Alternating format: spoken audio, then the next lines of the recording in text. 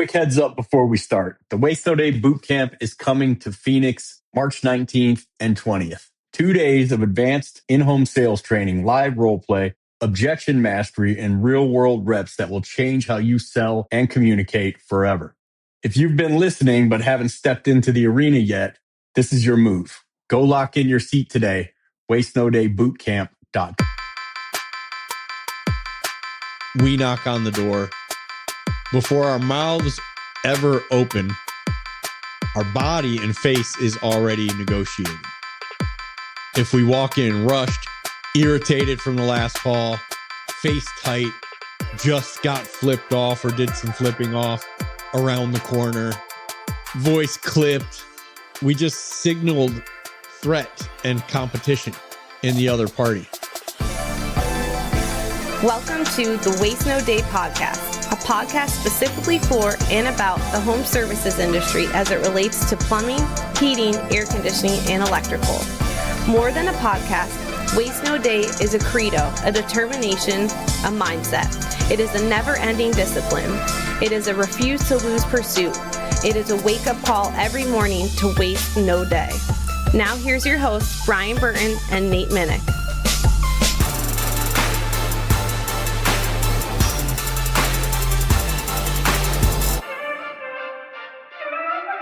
Hey, welcome to another episode of the Waste No Day podcast. Your host, Nate and Brian, hanging out with you again. Looking forward to another great episode. This time, we're going to be talking about how your emotional state affects your sales process and perhaps your sales outcomes. It's going to be a great conversation, and I think it's going to be relevant to all of you who are looking to have a great day, even when you're having a bad day internally.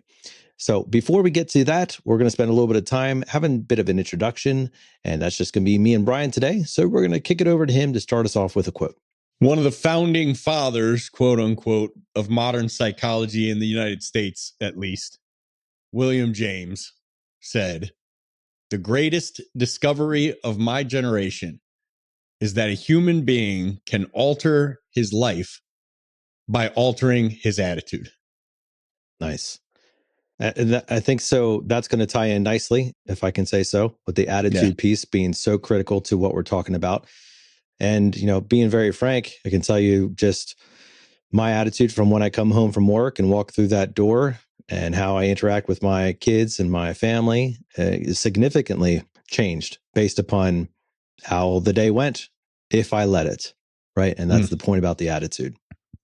Yeah. And this one, we'll touch a little bit more on not probably, but the external display of that attitude and its effect on sales, negotiations, training, leadership conversations, chats with the team, interviews when our audience being either interviewing for a role or interviewing someone for a role.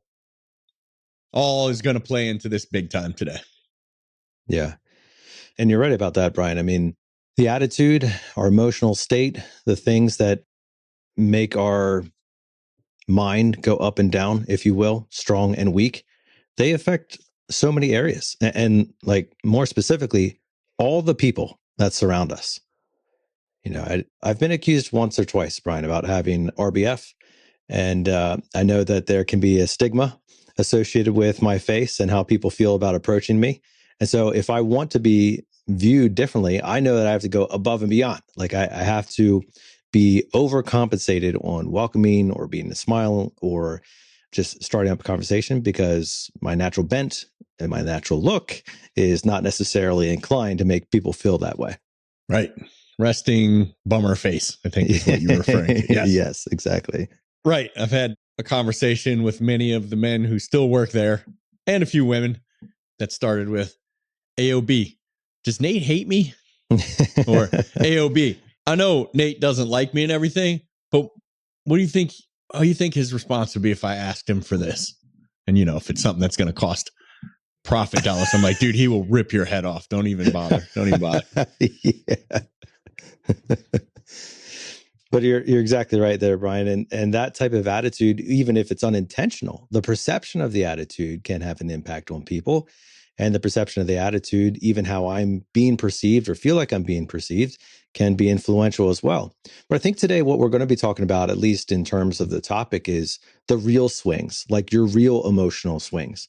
When you are feeling that high, or when you're feeling low or discouraged or doubtful or depressed, when you're feeling just kind of monotone and detached or disconnected from things, there's so many different variations of that. And allowed to its own devices, that will have an impact on your outcomes. And if you're feeling bad about yourself or you're feeling negative about life, it's probably going to bleed over into your enthusiasm and presentation towards a client. And unfortunately, that has a level of cascading events, because what happens when you aren't making sales and having closing and having fun? You feel more depressed. And when you feel depressed, you're not exactly looking forward to making more sales and getting more things done. You look and then and smell depressed, and the client can feel it. And we talked about I don't remember what the university was that did the study or who the people were, which is even worse because I don't care if the university gets credit, but I love for the actual researchers to get credit, where they put people in regular situations, had them wearing t-shirts, got them to sweat a little bit, had some other people hooked up to fMRI machines, just brain scan machines, and they had them smell the shirts, and there was no real reaction in the brain. And then they had people they were scaring, like people who are afraid of heights on roller coasters and scary movies and that kind of thing. And they had them sweat in the shirts while they were scared. And then they brought those shirts into the control group, hooked up to the brain scan machines, and had them smell those t-shirts, and their amygdalas fired up. Cortisol started pumping, stress, Right. Yeah. Right. Adrenaline. And it proved beyond the shadow of a doubt that we can actually smell emotions in other people. And that's tough because we feel like we can paint a fake smile on and all should be well. And then we walk out and call our homies or our sales manager or whatever. I'm like, I don't know what their problem is, man. I did everything right. And it might feel like that, but it's not the case, because it sucks too. Because like everywhere we look, it's just one more thing stacked against the guy who's out there trying to crush it for his family and his team and his client. And there's just one more thing stacked against us. And now the more we dig, the more we realize you can't even fake positivity. It just has to be there, right? Which is why it's so important, like in the GoPro selling system that we teach in bluecollarcloser.com at the Waste No Day Boot Camp, March 19th and 20th, 2026 in Phoenix. Waste No Day bootcamp.com. If you don't have your ticket yet, get up in there if it's not too late. If it's full, there will be another one. Be one of those people who's made the wait list and hope you don't get stuck on the next one, which has happened before. So hurry up and get there, wastenodaybootcamp.com or bluecollarcloser.com. Check out the online version. And gratitude's the number one piece, right? It all starts and ends with genuine levels of felt, real gratitude. And it's role played. We role play how we do this with gratitude because it has to feel real in the group setting. So in the team, has to feel real to the person that you're practicing on. And when you get in the home, it has to be real, right? So one of the role play games we do with gratitude, the gratitude gauntlet, is I'll start, and let's say there's 15 people in the room. I'll say, Siri, give me a number between 1 and 15. And that number's 4, and it's Nate. I'm like, Nate, come on up. And Nate walks up, and I look at Nate. We'll just do it. And I'll say, Nate, there are some things I appreciate about you, bro. I really enjoy having you as part of this team. In this case, we'll say the Waste No Day team, which is, 2 of us. And that's 3 of us. We're snuggled up in the passenger seat, right? You listening are as big a part of Waste No Day team as Nate and me. And that is, 1, your level nature, right? I mean, there are times we'll have a little chit chat before the episode and I'll find out Nate's in a bad mood or just having a rough day, not feeling it today, right? As soon as the mic pipes up, and the headphones go hot, it's over. He turns it off and he turns on, I'm here for the person in the driver's seat of this truck that we're cruising in, right? I'm here to bring as much info as possible to make the day of the technician, CSR, dispatcher, part runner, apprentice, salesperson, owner, manager, as much value to you for the next hour as humanly possible, right? And it was never any different when we worked together in the same building for all those years, where I could go in his office and see he's struggling, and I would take a couple shots at him because that's usually what loosens Nate up. Just bring him down a peg, I've learned. But I'd put the business hat on and be like, we got to chat about this. And he would just snap to and he'd get it done. And you're always very level, even keeled, always. And you're a freaking workhorse, man. I especially appreciate the fact that you are a grinder to the nth degree. Like, you have a weight at all times of the things that you're responsible for and supposed to get done. And you can't hardly breathe until those things are done. And you need them done at the highest possible quality level you can do them at. So I appreciate all the time I've been a partner with you, and on the show and in business, and a friend. And I can't wait to see you coming up here in April. It's going to be a great time. We might even bomb Ben Franklin and A1 real quick for some photo ops and some meet and greets and handshakes and kissing babies. I can't wait. I'm pumped. And I really appreciate you being part of this team, part of the Lancaster team, and part of my small circle of close friends. Right? Now, that's a role play exercise. But did you feel like I meant that? I did. I'm blushing over here. Yeah, Academy Award level acting over here. Getting hot. Yeah, seriously. I took classes to be able to do that. No, stop, Brian. Stop. It's too much. But go on. Go on. Yeah, so this is the exercise, right? And then Nate and I are done because I don't usually have the other person do it to me because that feels pretty self-serving because I'm leading the meeting. Yeah. So I say, all right, it's all of your turn to do me now. So I'll turn it over, and usually with the first couple, I'll let Siri pick the first two that are coming up. They'll come up and they have to do it for each other, right? Genuine gratitude. We all have to feel it. We all have to believe it's real. There are people that will be up there that have beef in some way, shape, or form from time to time. But guess what? You get to do as a grown-up in that moment. Settle it. No, we're not here to settle.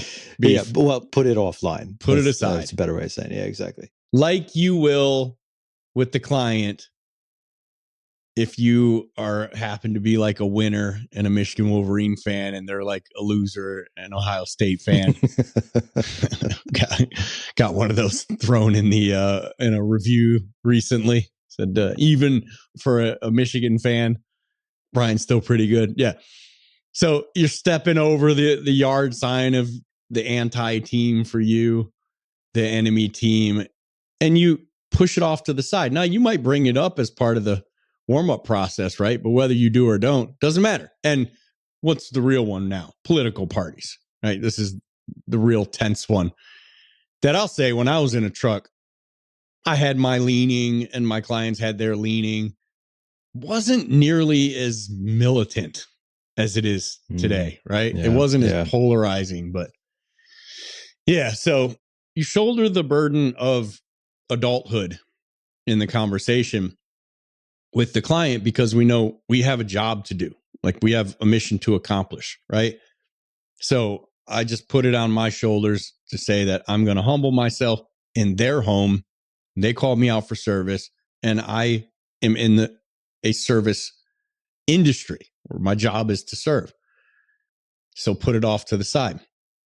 And in the same way, when we do the gratitude gauntlet role play game, you have to put your differences aside, and you actually have to stand there looking at someone you might be a little upset with, and you have to push through and see a reason that you're grateful that they're on the team, right?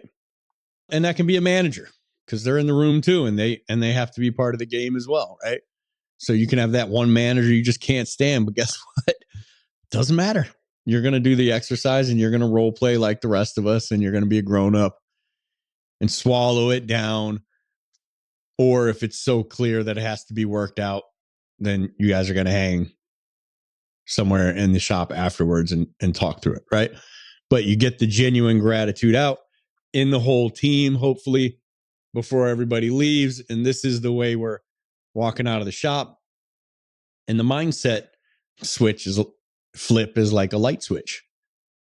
We're feeling a different way coming out. And it works the same way with the client. In the beginning, they're not going to look at you and give you a bunch of gratitude back most of the time, right? But you feel so much better for having done that to them and see the reaction that it causes in them. And that reaction can be outright, like, holy moly. There have been several times where women have cried while I'm giving my gratitude. I think it was all the same, where it was like one kid with a full diaper on her arm screaming and two toddlers destroying everything, toys everywhere. And she's trying to cook and she looked stressed out. And I would just start with, it was like the second time I ever did it too, which helped so much.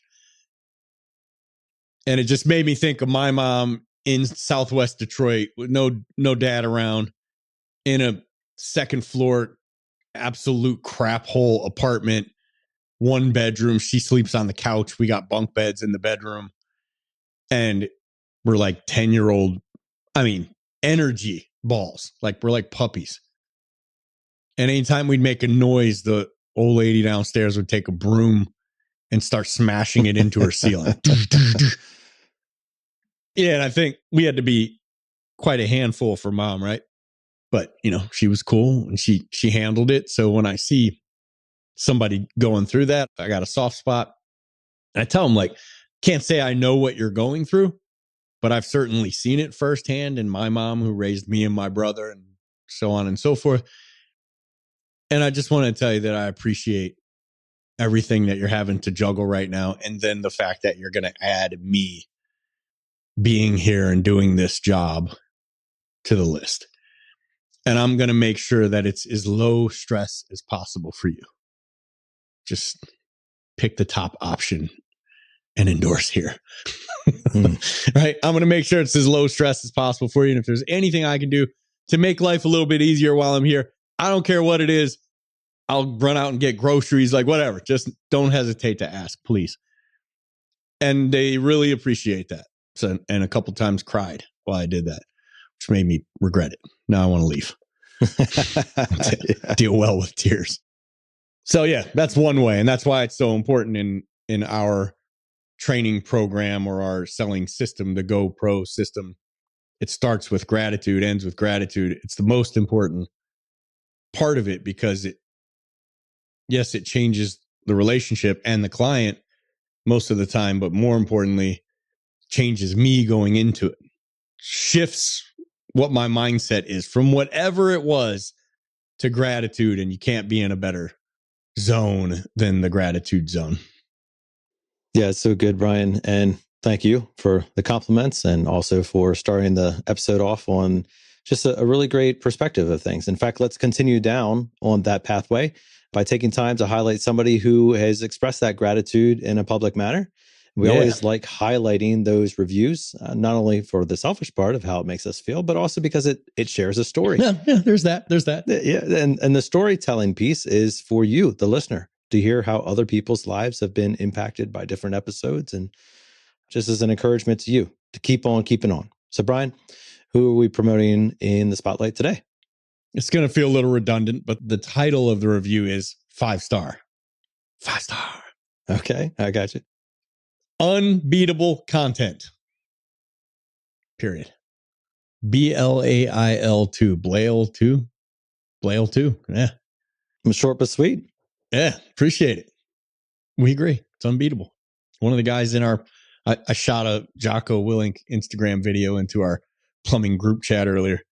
One of the guys was like, Jocko is the best. I was like, all right, fine. We're 2 and 3. It was such a good video. I wish I could play it on here, but the platforms get a little weird when we play somebody else's content, but great video. I'm going to throw it in the Waste No Day Facebook group. If you're in there, check it out. I'll throw it in there. That would have been posted February 18th. if I remember to throw it in tonight. Well, we appreciate the review. And of course, we continue to challenge ourselves and love hearing the challenges from you to keep producing unbeatable content. Speaking of that, let's jump into the rest of the show as we continue the conversation around how your feelings are affecting your day, your sales, your presentation, and your ability to influence that outcome. So, Brian, one of the things that comes to mind when I think about this was actually an episode that we did with David J.P. Phillips back on February 24th of 2025. And the title was Trigger the Right Emotions for Game-Changing Sales Communication. Angel's Cocktail episode, one of my favorites from an interviewer's perspective, episode 235. And it was just an hour long of a dude analyzing Brian and I in the interview process, which made me super nervous because this guy is like reading me like a book. And we were doing a video. I don't think we actually had the video recording, but we were doing the podcast via video. And so he could see us, we could see him. And, he was just dialoguing about all these different ways of presenting and how your body language, your tonality, your face is communicating far, far, far more than your words are. And the one concept that made me think that triggered this for me was, and I forget the word, but is a certain type of smile. Do you remember what it was, Brian? Duquesne smile. Duquesne smile. And essentially it's the ability to smile. Yes, that smile Crow's that looks feet. real, right? And I know you've pointed this out before, Brian, like when you look at somebody's pictures or family pictures or whatever, and you see people smiling, if you see the wrinkles next to the eyes, you can tell they are genuinely smiling, like genuinely happy in that moment. If you just see the teeth or you just see the curve of the lips and just flat eyes, I don't know that's a perfect science, but it's certainly a pretty good indicator. It's pretty noticeable. There's a tell. Yeah. And if you start looking at family, you know how family pictures are, bro. You got 4 kids. Oh, yeah. We know. It's like you've gotten everybody dressed. It's like after church and lunch, and we got this 3:00 appointment at the photographer. Everybody's tired and full and done with this day, and mom's trying to corral everybody, and everybody's getting a little attitude, and we're snapping at people like, do what mom said. And then we all face forward to the camera, and the guy's like, they try to say Phoenix, they always try to do their own thing. Cheese isn't good enough anymore. And everybody just does like a cheese, and our lips move outward and upward, but our eyes don't move. And you can look at people's pictures and see it, and it looks almost off-putting. Like, just keep a regular straight face then, right? Or if you got a really good photographer, he'll make fun of dad, right? Like, take a shot at dad that makes everybody laugh. And what happens when our whole family laughs to us, even if it's about us? We laugh too, because biggest gift we're getting is the entire crew is having a great time, right? Even if it costs us a little ego, like, so what? So good photographer will get a real laugh out of the team, but it's not an easy thing, right? So you can see it. And if you start to look for it, you'll notice it. So yeah, great point. We were training on this a little bit with the team Monday, and we talked a little bit about it on Wiser Wednesday. And Eddie Rearman, one of our techs on the Phoenix team, brought it up. We weren't talking about that. We were just going through this study that I was reading, and he brought it up. It's like David J.P. Phillips said, introduce the Angel's Cocktail, which is oxytocin, maybe a little adrenaline. And to do that, you remember what he said? His biggest one is, was it look at a family photo, I think. Yeah. Yep. Pics of the kids, family photos. Yeah. Yeah. And I tried to do the same thing because I trained with him a little bit before the first boot camp. And it definitely worked that first time. And then it didn't work anymore. It almost felt like I know what you're trying to do in my brain. Right. I see what you're trying to do. It's like he called the other one the Devil's Cocktail, which is cortisol, really probably a cortisol and adrenaline mix. But stress and anxiety, it goes the other way. It's very difficult to read as genuine, grateful, happy, positive if your brain is full of stress hormone. So yeah, introducing the Angel's Cocktail. family photos. We're getting a little bit ahead of ourselves for sure, but I had each person in the meeting come up with one thing they can do or do to introduce the Angel's Cocktail in their own head. And past review was a big one. People go find a certain review they remember. And when you read that review, oftentimes it puts you back in that place because our brains they actually don't really know the difference between being there and reading about it or being there and watching a video about it. It just goes into that feeling again, almost as if we're there, right? And some people had a certain music they'd listen to. Some people are like a Waste No Day episode, a YouTube video, an audiobook, what have you. But you do want to have something that's your trigger to get you in a positive mental state. And some guys even said, and this, I could fall along these lines too, the biggest payday I ever had in a truck, right? Mm. And for a long time, it was $1,600 I made in a day. And that was a big day. And I would think back to that day, because that day I called my mentor at the end of the day, and I couldn't wait to get home and tell my wife. And usually I told her on the phone throughout the day, like in drive time and whatever, what I was doing. But that day we just didn't communicate. So I got to come home and tell her that I broke the record. And that was a fun day. It's an awesome day. Like every client and I just saw eye to eye and lined up perfectly. And I got everything installed in the same day. And it was a beautiful day, right? So that was one that stuck for me. But you have to have your Angel's Cocktail triggers, if you will. But the question for today is, how much money has your face, your voice, your tonality, your body language cost you this year so far, right? Not your pricing, not your script / lack of a script, not your closing questions, but your face, your tonality, and body language, your emotional, temperature when you walked into someone's home. And the reason this is coming up today is because I ran into a study from 2006 by a researcher named Shirley Kopelman from the University of Michigan. Go Blue, hail to the victors. Called Strategic Displays of Positive, Negative, and Neutral Emotions in Negotiations. Strategic displays of positive, negative, and neutral emotions in negotiations. And it was publicized in, the Organizational Behavior and Human Decision Processes or something like that, like a legit psychological publication. And it looked at how emotional expressions of the salesperson or the person hosting the negotiation changes the outcome in negotiation and bargaining situations. Not the words, not the data, not the prices, the emotions displayed by the person leading. So they had negotiators intentionally display positive emotion, negative emotion, right? Like frustration, or just neutral, like ice cold, right? Poker face during structured negotiations. And what they found, I thought, was fascinating, obvious, and practical, more importantly than anything, for what we do in the home services.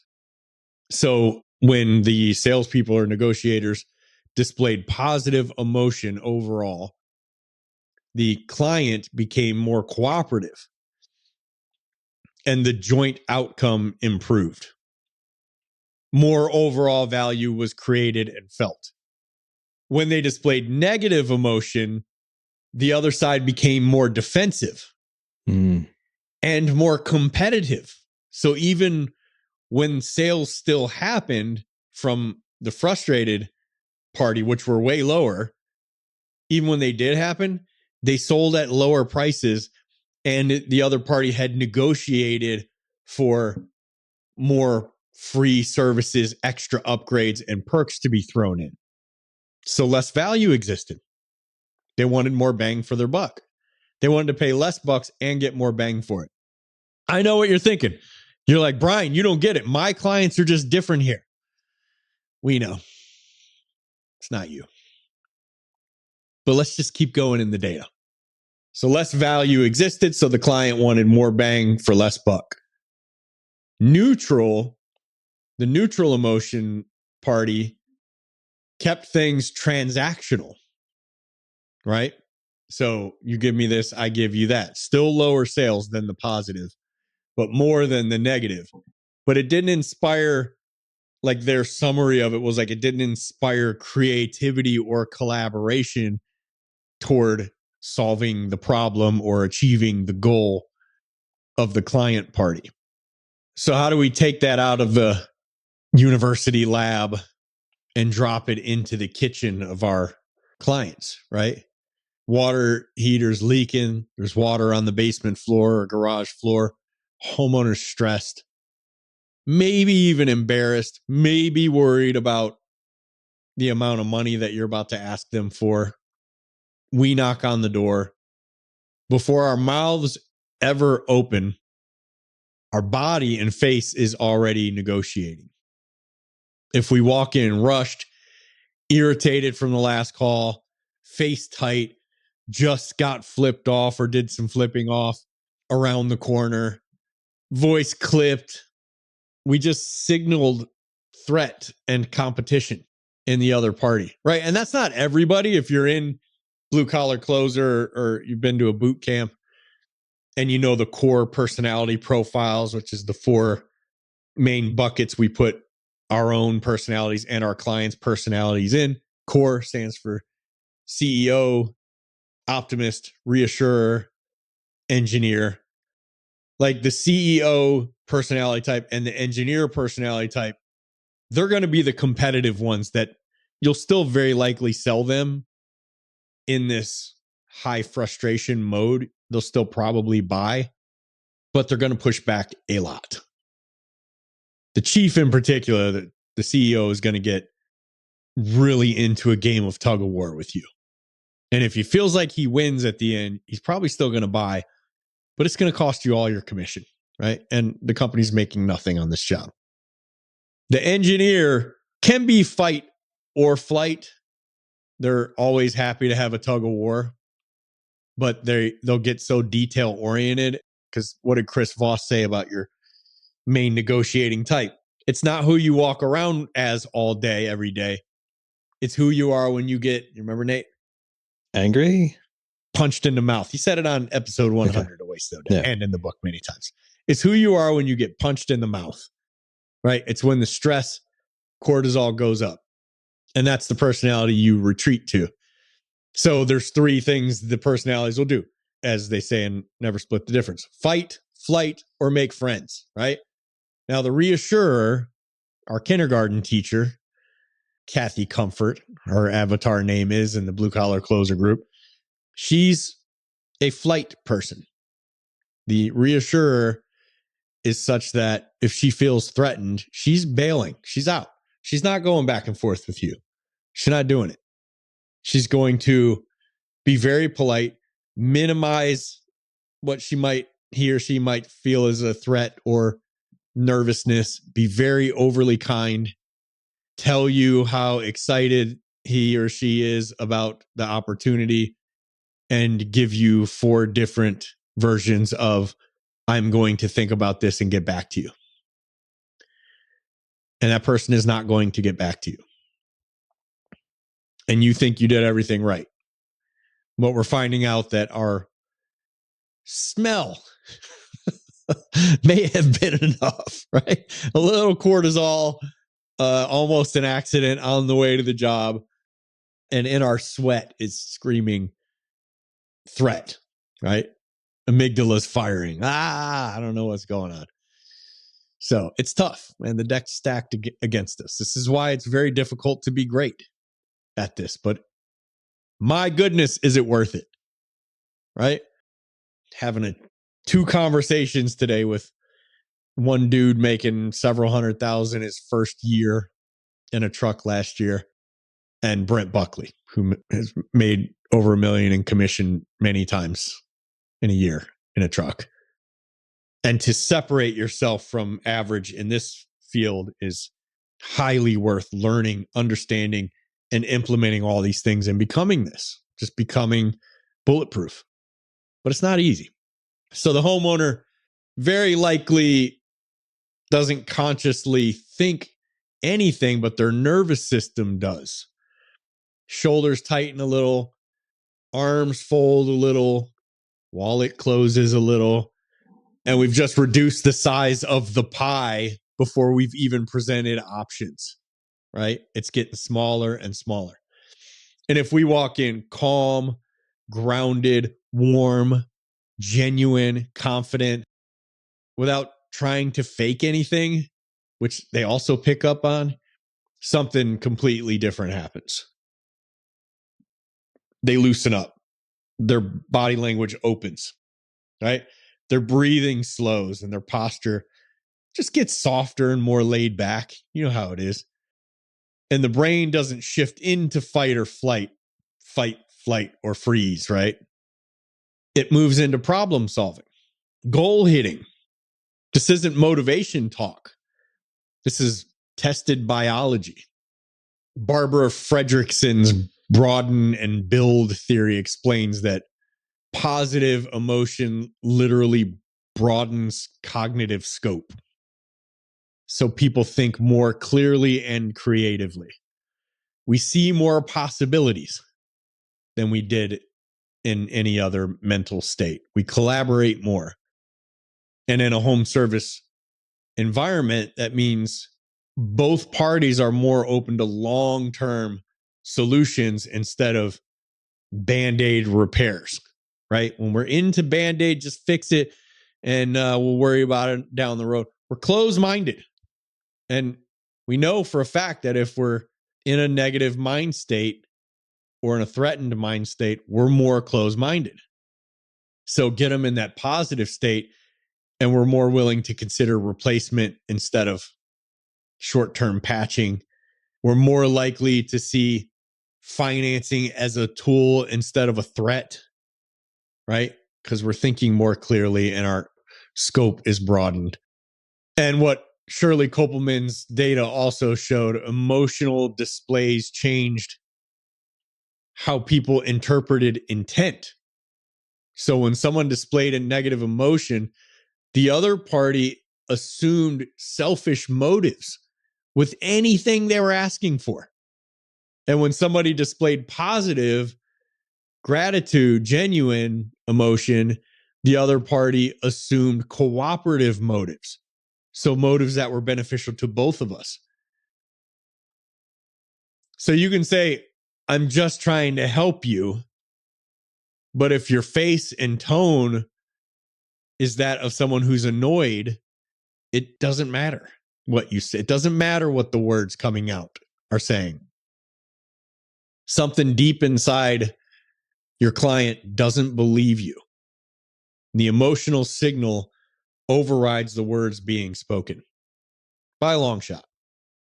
And you've seen it on calls, right? We've all seen this on calls. And even ourselves as a tech who knows everything about what we're looking about, diagnoses it perfectly, build super clean solutions, and everything feels like it goes perfectly. And we weren't even close when it came time to ask for the order, right? And it's not because we didn't know the right words to say, right? Everything went well. It's because the emotional temperature in the room never moved into safety and trust and collaboration. And we are the thermostat in the home. It's on me. It can't be left to the homeowner. So we have to set that emotional climate. We have to take utter responsibility for that emotional climate. And here's the tough part, man. I still get this call from seasoned techs. I've made this call late into my career where it's like, yeah, nothing's happening here, man. Dude, he was a jerk from the second I walked in. And it's like, oh, he didn't do the Peter from Family Guy thing? It's great. Great episode. Dude knocks on the door. Lois is like, it's a salesman. Peter, we're not buying anything. And he's like, no, we're not buying anything. Opens the door. All right, salesman, what are you selling? The guy says, it's, how do I clean this up? It's one-piece pajamas, but the back opens fully. So never again will you have to choose between being warm and pooping. And Peter pulls out a check, hands it to the guy, and goes, write any number on this, sir, and I will pay it. Love that part. You're never going to run into Peter from Family Guy because your product is so perfect, right? We have to build the client's emotional state. And sometimes we're starting 2 inches from the finish line, and sometimes we're starting in the parking lot behind the starting line. But here's the thing.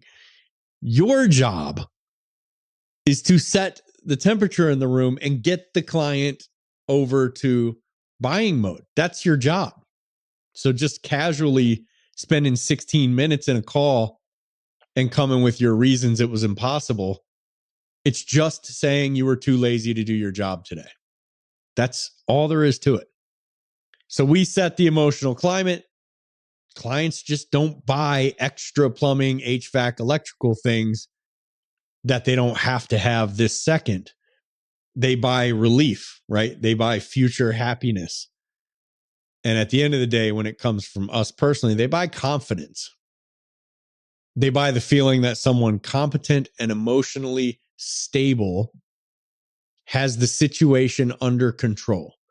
And if you can't self-regulate your emotions, you can't regulate the clients. Like, how could you? You're so caught up in yourself. Appreciate what you're saying there, Brian. And it makes me think of a conversation that I had with one of our comfort advisors lately. Yeah, throw him under the bus, bro. His name is Troy, and he's a fantastic part of our team. He actually joined, he's coming up on a year this spring.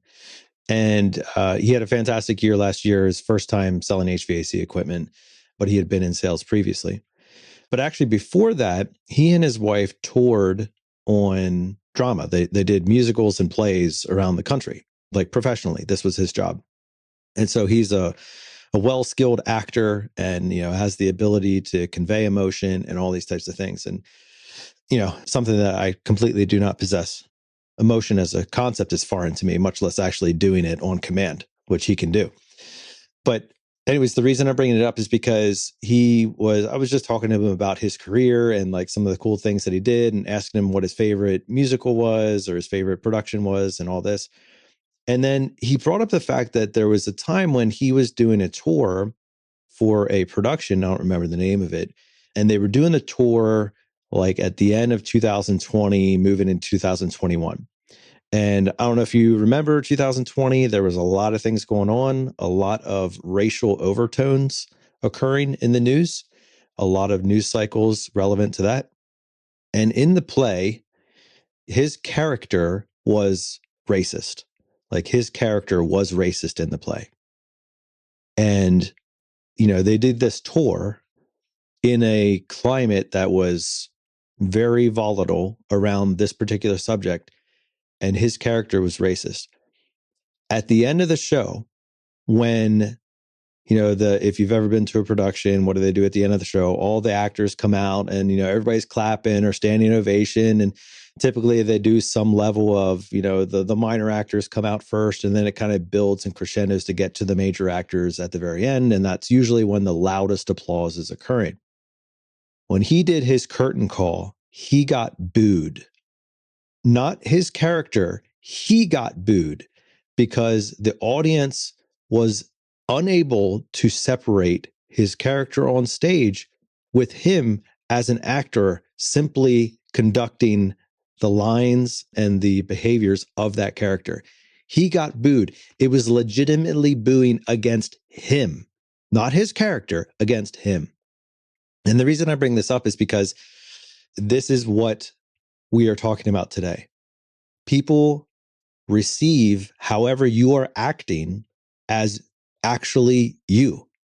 And if you are being perceived as upset or frustrated, angry, annoyed, disgruntled, bothered by them, their house, their problem, their situation, they're going to hold that against you, not you, the actor, but against you.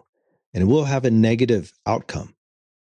The inverse of that is also true, which is what Brian was talking about when he was being very kind and gracious to me, which is regardless of how I'm currently feeling, if I can act my way through an episode, and on the other side of the episode, the listeners are benefited and nobody necessarily knows what I was thinking about or feeling or how my day was or what issue I was struggling with personally at that time. But I was able to portray the same level of excitement and enthusiasm that hopefully we bring every week to you. That is what you receive. You receive that perception as truth, which is one of the most powerful statements. Your perception is your truth, becomes your truth. Even if it is not actually true, what you perceive to be true is true to you. And so I want that, it struck me as like a nice parallel to what we're talking about today, that how you are acting, behaving in the home, whether it's real or not, is how the homeowner is perceiving you. And that is what they are going to register as real for them. And for you, you will register as real. I was reading in Psychology Today, looking for articles on, I wouldn't say faking, like manufacturing positivity, not faking, but like causing it in yourself when it didn't naturally exist. And that was, so I did a lot of reading on this Sunday evening, and then Monday morning trained our team in Phoenix on it. And then Tuesday evening was trying to read some more on it before I did a little presenting on it in Wiser Wednesday. And then later today did a little bit more reading as I'm turning this into a Waste No Day episode. And I remember where I came across it, but it was like, and I'm going to butcher the quote, but I don't know who said it anyway, so I guess they'll forgive me. But it was, we tend to think that our brains and bodies are wired in such a way that we smile when we're happy. But all through the psychology papers and studies that I could find, they argued that our bodily states influence our emotions as much or more oftentimes than our emotions influence our bodily states. And the quote that I'm saying was, it's not that we smile because we're happy. Oftentimes we will become happy because we smile. And I remember reading that and going like, oh, can't be that simple though, right? And got myself in a somewhat not necessarily stressful conversation that could have easily been stressful at the shop today after I read that. And I started the conversation with a big smile that didn't belong there whatsoever. Like it just didn't make any sense. And I said, what do I care? Like, what do I have to lose? I'm doing it. Ear to ear, baby. Squinting, Duquesne, eye creases, crow's feet, the whole nine. Yo, what's happening? Right? And I felt happy. I was like, son of a bee, that worked. And then I looked at the other person and so were they. And then there was another person in the room and that person was smiling too. And I was like, wow, there you go. There you go. Yeah, it works. So yeah, we don't just smile because we're happy. Oftentimes we feel happy because we smiled. And we change the physiology and the emotion follows, right? And that matters for techs and sales advisors driving to our fourth or fifth call today after 2 callbacks on somebody else, a tire kicker who wasn't even there and just said, email me the quotes, and a cancellation that took you an hour and 15 minutes to get to. And you're just in that rut of like, man, you could give me the best call on earth right now, and it's a block over from my house, and I'm going to struggle to be excited about it because we run on a tank, and that tank gets filled by sleep. Mm-hmm. And when that tank is on E, most of the time we need sleep, like a night off, to refill that tank, especially when it's an ultra negative day. So maybe if we sit in our van replaying the last one that didn't close, the waste of 2 hours of driving, well, our shoulders tighten and our jaw tightens up, right? And we get a little anxiety and a little cortisol spike. And we start priming our nervous system for more irritation. And this is why the Matthew principle is so real, right? To he who has more will be given, and from he who has not, even what little he has will be taken.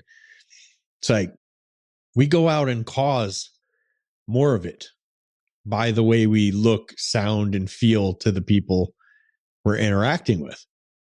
And we knock on that door carrying that emotional state, and we get it right back from the client.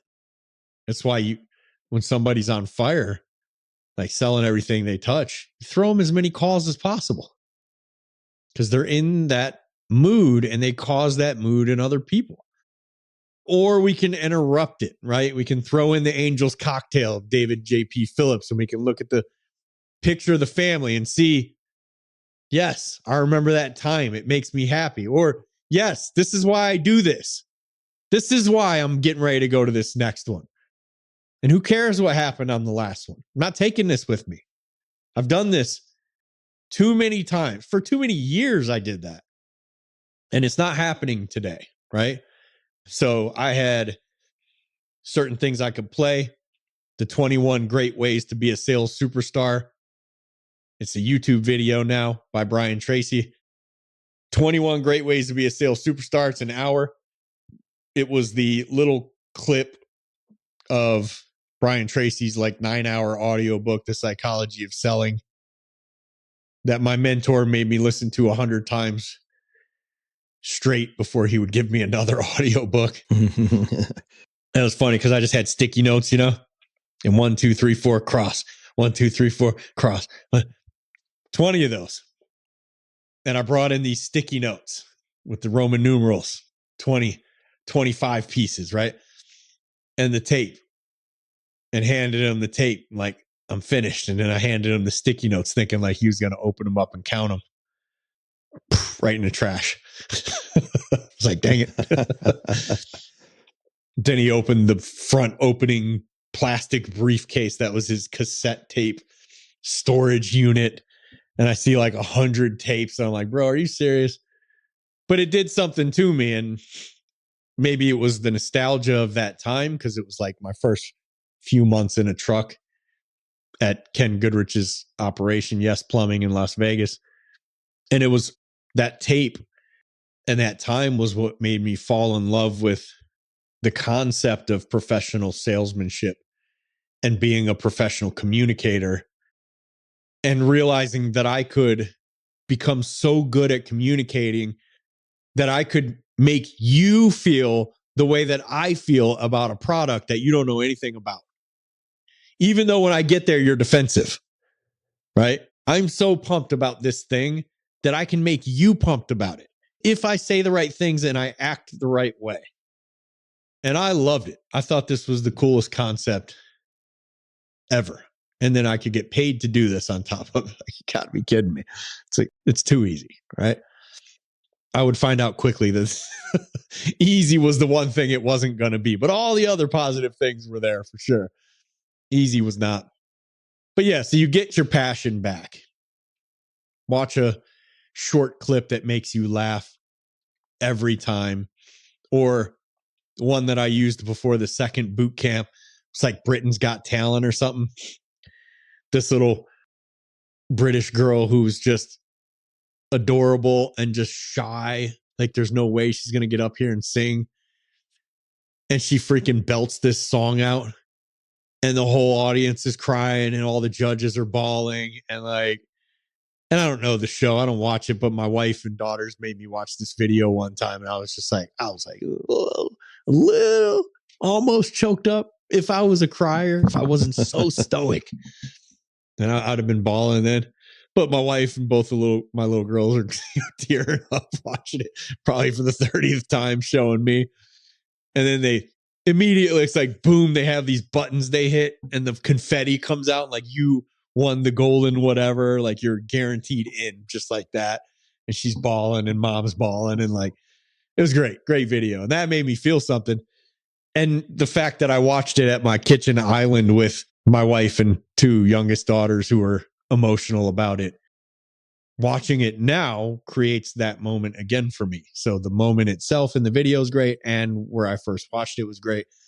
So it creates all those things. And you're going to have to find the one that does that for you, right? The thing that does some of these things for you, and have them at your disposal, and really be able to jar yourself, rock yourself to the core with positivity. And I still think gratitude is easy as it gets, right? But you got to come up with some genuine gratitude to make it happen. So yeah. And then it shifts your emotional state, shifts your breathing, shifts your posture. And then you go in a completely different mindset, and the client treats you completely differently than they would have otherwise. And that's the part early in a sales career, certainly for me, but for people I train as well, that we don't like to give a lot of credence to, is that doing A causes B. It just does. So I can completely shift my mindset, my emotional state, and it will cause the client to treat me a different way from the handshake. So that if I'm getting a lot of clients who are treating me a way that I don't like, there's the tough part. It's my fault. I'm causing it. Because I have to be, like David Sandler said, the old sales trainer, sales is a Broadway show put on by a psychologist.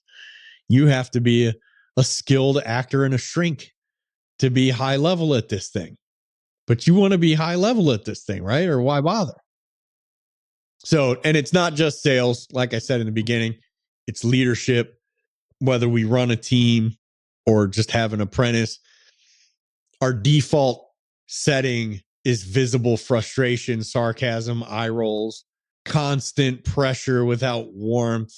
Well, then our team or apprentice or what have you will negotiate defensively with us, and everything is them feeling like they need to watch their back. And they'll hide mistakes and weaknesses, and they won't be able to get better. And avoid ownership, because ownership with a poor leader is expensive. So they protect themselves instead of stretching beyond their current capability. Leading with controlled positivity has the opposite effect. High standards, psychological safety without lowering expectations. And that combination produces performance. Well, I think it's a great place to wrap it up, Brian. And this has been a good reminder to us how your emotions can either fund your paycheck or they can cost you your clients. They can either work for you or they can work against you. And the ability to manage and control your emotions in so many ways influences not only who you are, but who people think you are. And your ability to then have successful outcomes in all areas of your life. I can tell you that I aim to be a steady, consistent father, a steady, consistent husband, a steady, consistent manager, a steady, consistent community member. I want that in my life because it's important. And while sometimes the high highs, I probably miss out on, but I'm also going to miss out on the low lows. For those of you who are having erratic swings or allowing whatever the predominant emotion of the day is to influence you, proceed with caution. It could end up costing you. Hopefully we pointed that out in many different ways about the impacts of that today on this episode. And we'd sure love to hear from you about which piece of it stood out to you as something that either you have found and learned or something that you could improve on and would like to be challenged in. We'd love to hear your feedback and share this episode around as you feel worthy to hear or to have somebody else hear the content in it. We'd love to hear their feedback as well.